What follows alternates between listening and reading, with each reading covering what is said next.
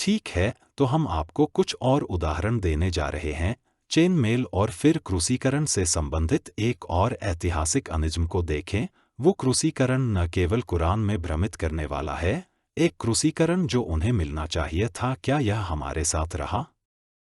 सभी को नमस्कार। यह अल्फाडी है और यहाँ स्टूडियो में मेरे साथ डॉक्टर जे स्मिथ हैं और हम उस पर अपना अध्ययन या शोध जारी रख रहे हैं जिसे हम ऐतिहासिक कालभ्रम कहते हैं।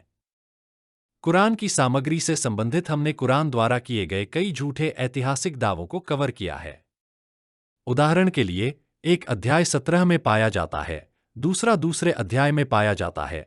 अध्याय 20 में मूसा के समय के दौरान सामरी लोगों के अस्तित्व या जिसे हम ओह कहते हैं, रॉक डोम या एक इस्लामी मस्जिद के अस्तित्व से संबंधित है। यरूशलेम में सामान्य उस समय के दौरान जब मोहम्मद ने स्वर्गारोहण किया था, तो बस इतना ही कहना है कि वे घटनाएं कुरान में सूचीबद्ध हो सकती हैं, जो उन्हें ऐतिहासिक रूप से सटीक नहीं बनाती हैं। आज हम उन उदाहरणों में से एक और पर एक नज़र डालने जा रहे हैं और निश्चित रूप से मेरे साथ यहाँ ऐसा करने के लिए स्टूडियो में डॉक्टर जे स्मिथ हैं। तो जय ओह त्रुटियों और ऐतिहासिक अनाक्रोनिज्म के उदाहरणों के माध्यम से हमारे पास यहाँ और क्या है। ठीक है, आइए अब कुरान के अध्याय 34 पर चलते हैं और अपनी स्लाइड्स पर वापस चलते हैं। आप अध्याय 34 श्लोक 10 से 1 देखेंगे जो यह कहता है, और हमने निश्चित रूप से डेविड को दिया और हमने उसके लिए लोहा तैयार किया और उसे मेल के पूरे कोट बनाने और लिंक की सटीक गणना करने का आदेश दिया। ठीक है, आप देख सकते हैं इसका तात्पर्य चेन मेल से क्या है। तो जाहिर तौर पर आपको जो सवाल पूछने की ज़रूरत है वह यह है कि क्या डेविड के समय उनके पास चेन मेल था। लगभग 1000 ईसा पूर्व जी रहे हैं। नहीं, उन्होंने ऐसा नहीं किया। क्यों? खैर, चलिए स्लाइड्स पर वापस चलते हैं। हम जानते हैं कि जीवित डेविड 1000 ईसा पूर्व वहां रहते थे। चेन मेल के CH कोड का आविष्कार 200 ईसा पूर्व 800 साल बाद तक नहीं हुआ था। तो यह बहुत बड़ी समस्या है। जब वह निश्चित रूप से जब जिसने भी द क्राउन लिखा यह लिख दिया, वे यह नहीं जानते थे। वे इस तथ्य से अवगत नहीं थे कि चेन मेल का आविष्कार 200 ईसा पूर्व तक नहीं हुआ था। इसलिए वे मानते हैं कि चूंकि उनके पास यह 9वीं और 10वीं शताब्दी में था, इसलिए उनके पास यह डेविड के समय रहा होगा। यह एक ऐसी गलती है जिसे करना आसान है, लेकिन इससे यह भी पता चलता है कि अल्लाह इस प्रकार की गलती नहीं करेगा। यह अब मध्य में नहीं है, यह एक मानवीय त्रुटि है जो सामान्य है। मैं समझ सकता हूं कि उन्हें अपना इतिहास नहीं पता था। आइए स्लाइड पर वापस जाएं और अगली स्लाइड देखें, और इसका संबंध सूली पर चढ़ने से है। इसलिए जब आप कुरान को देखेंगे तो आप देखेंगे कि अध्याय 7 120 से 24 में फिरौन जादूगरों को सूली पर चढ़ाने के लिए कह रहा है।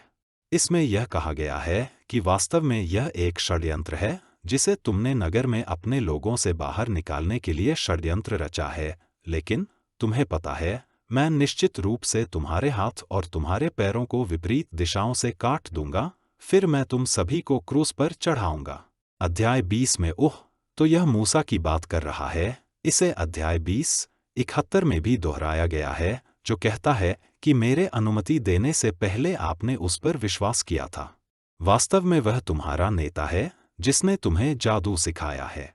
तो मैं निश्चय ही तुम्हारे हाथ और तुम्हारे पैर विपरीत दिशा से काट डालूंगा और तुम्हें ताड़ के पेड़ों के तनों पर सूली पर चढ़ा दूंगा, और तुम्हें अवश्य पता चल जाएगा कि हम में से कौन सजा देने में अधिक कठोर है और अधिक सहनशीलता वाला है। इसलिए तुमने देखा है मूसा का समय, जो 1400 ईसा पूर्व में रहते थे, वहां सूली पर चढ़ाना बिल्कुल सामान्य था। वे ऐसा नहीं कर सकते थे, नहीं कर सकते थे। फिरौन के जादूगर मूसा आदि के साथ टिकने में समर्थ नहीं थे, इसलिए उन्हें क्रूस पर चढ़ाए जाने के लिए भेजा गया। यदि आप किसी अन्य अध्याय पर भी जाएं तो वह अध्याय 12:41 है।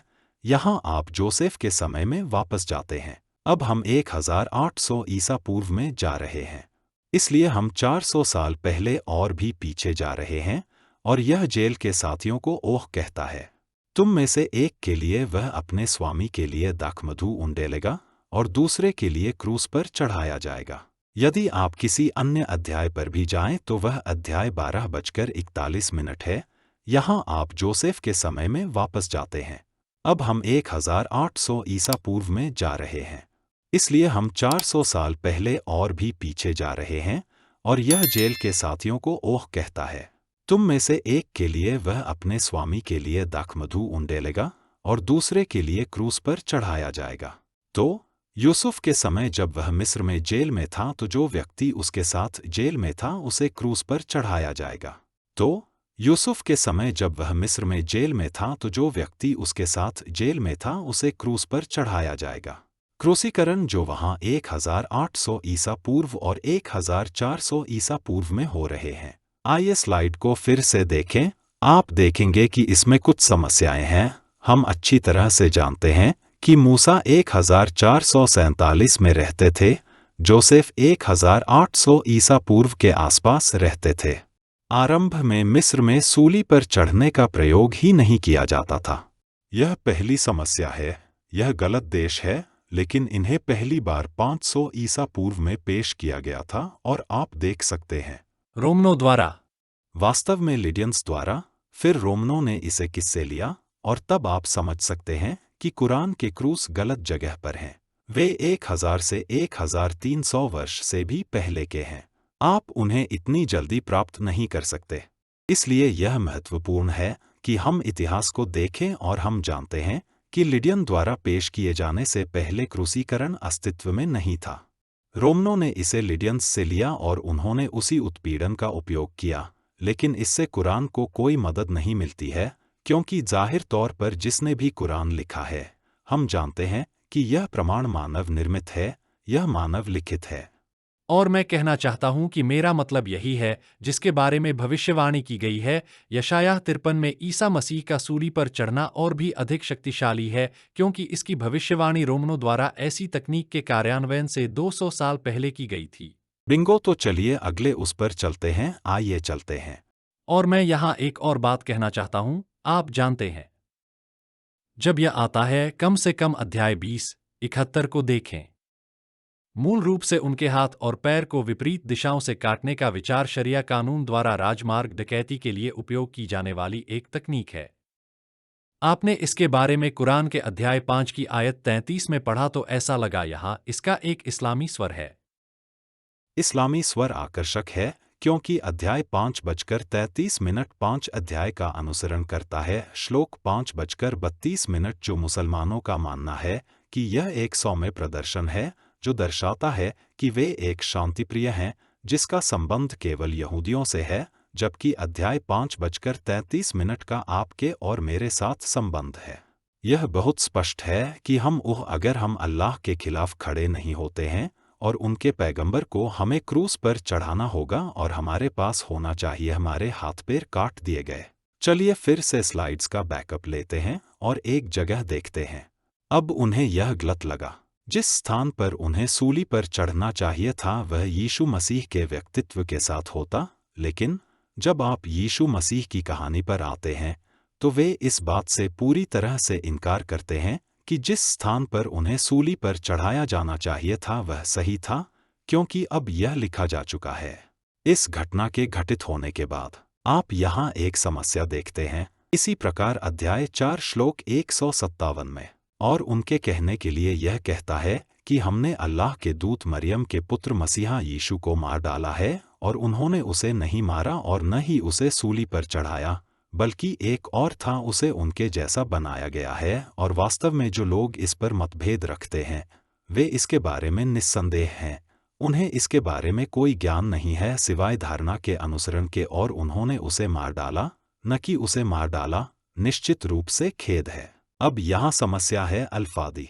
जहाँ कुरान 9वीं, 8वीं और 9वीं शताब्दी में लिखा गया है उसे संपादित करें और पीछे मुड़े या पीछे मुड़कर देखें।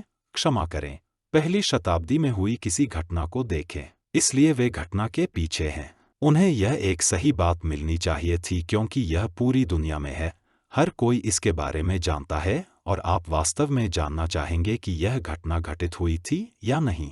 क्या आपको उस दौर में वापस नहीं जाना चाहिए? आइए देखें कि क्या वे इस पर सही हैं। इसलिए सबसे अच्छी बात उस समय के इतिहासकारों के पास वापस जाना है।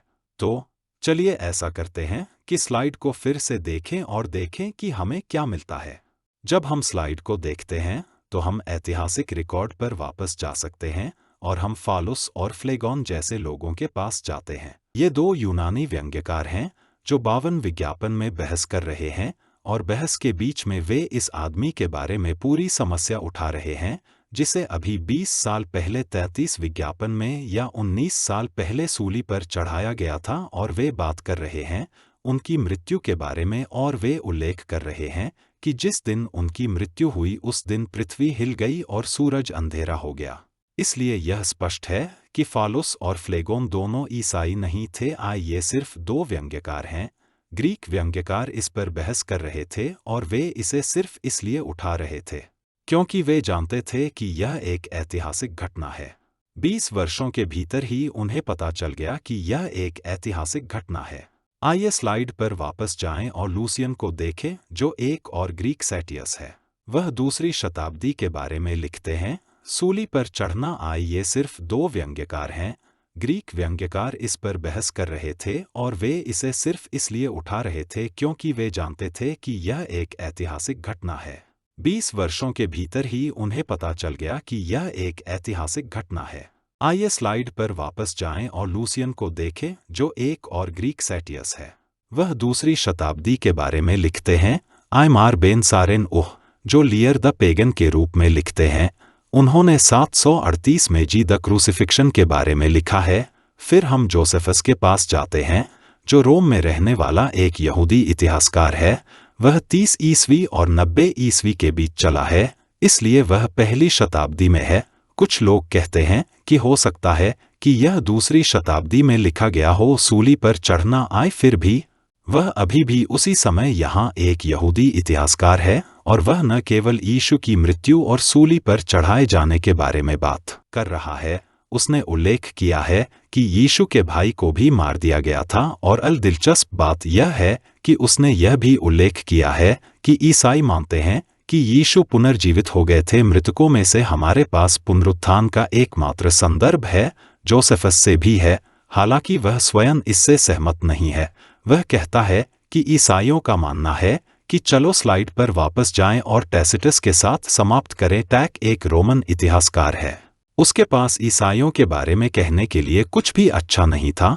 ईसाई उससे बिल्कुल नफरत करते थे, लेकिन वह कहता है फिर वह पहली सदी से लेकर दूसरी सदी की शुरुआत तक लिख रहा है और वह न केवल यह उल्लेख करता है कि यीशु की मृत्यु हो गई, बल्कि वह हमें बताता है कि जब वह पीलातुस के अधिकार के तहत मर गया जो तिब्रियास के अधिकार के तहत था। यही कारण है कि हम जानते हैं कि यह 33 ईस्वी में टैसिटस के कारण हुआ था। अब फिर से स्लाइड पर वापस जाएं। ध्यान दें कि हम यहाँ क्या कह रहे हैं। पहली और दूसरी शताब्दी के ग्रीक रोमन यहूदी इतिहासकार सभी सहमत हैं कि यह यीशु था जो क्रूस पर था। अब ये बाहर हैं। ये शत्रुतापूर्ण इतिहासकार हैं, शत्रुतापूर्ण गवाह हैं। मुझे लगता है कि यह कहने का सबसे अच्छा तरीका है कि वे ईसाई नहीं हैं, लेकिन वे सभी उन लोगों के बाइबल विवरण से सहमत हैं जो वहां थे। और याद रखें कि कौन थे। क्या जॉन वहां ठीक था? वह क्रूस के नीचे था। क्या आपको नहीं लगता कि वह जानता होगा कि क्रूस पर वह आदमी कौन था? वह 3 साल तक उसके साथ रहा था। सही। और मरियम वहां थी। वह क्रूस के नीचे थी। वह उसे 33 वर्षों से जानती थी। वह उसकी माँ थी।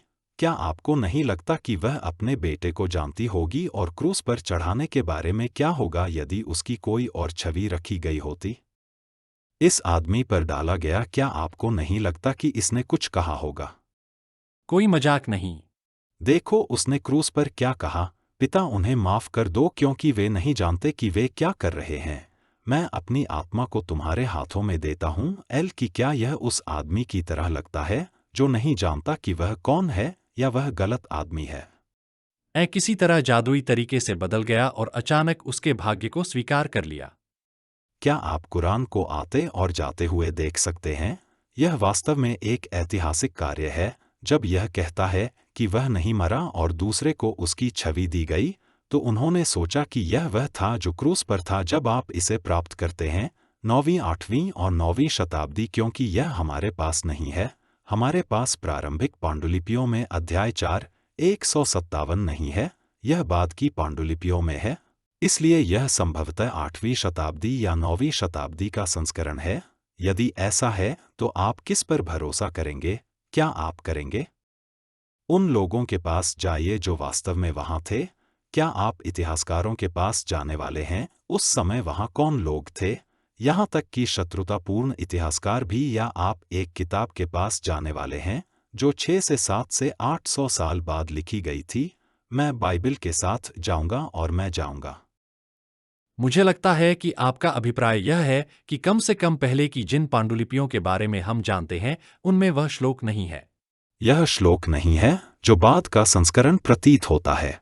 अच्छा, मुझे नहीं पता कि आपका क्या मतलब है जैसे इसे डाला गया था। बाद में सम्मिलित किया गया क्योंकि आपके पास अध्याय है जिसमें यीशु इस तथ्य का उल्लेख करते हैं कि जिस दिन मैं पैदा हुआ उस दिन मैं धन्य हो गया, जिस दिन मैं मर गया और जिस दिन मैं जी उठा उस दिन मैं धन्य हो गया। फिर से वह इसके बारे में एक बच्चे के रूप में बात कर रहा है। और फिर आपके पास अध्याय 3 श्लोक 55 है जिसमें अल्लाह ने यीशु से यह भी कहा है कि जिस दिन मैंने तुम्हें मार डाला मैंने वास्तव में तुम्हें मार डाला था। निसंदेह इस बारे में बहुत सारी बहसें हैं कि इसकी दुखद व्याख्या कैसे की जाती है। जानते हैं कि आप टिप्पणियों के अध्ययन में आगे बढ़ना शुरू करते हैं और वे मुतवाफिका के इन अजीब स्पष्टीकरणों के साथ आते हैं और यीशु ने अपने बयान से क्या मतलब निकाला है, क्योंकि जॉन द बैप्टिस्ट ने पहले उसी अध्याय 19 में बिल्कुल वही सूत्र कहा था, लेकिन किसी तरह जॉन बैप्टिस्ट की मृत्यु हो गई, यीशु नहीं किया। वहां तुम जाओ, वहां तुम जाओ। हाँ, तो मैं यहाँ क्या कहना चाहता था?